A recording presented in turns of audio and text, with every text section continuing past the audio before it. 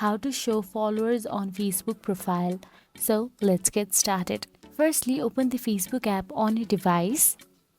Then tap on your profile picture or name at the top of the screen to navigate to your profile. Then inside your profile, scroll down and tap on the Edit Public Details, or you can simply tap on the Edit Profile you can see on your profile page. After you tap on the Edit Public Details, scroll down till you find the option Details. So you can see the Details option available there. Then tap on the Edit right next to it.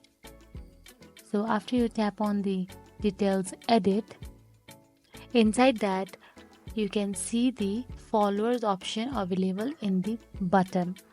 So all you have to do is tap on the checkbox and tap on the Save option available there.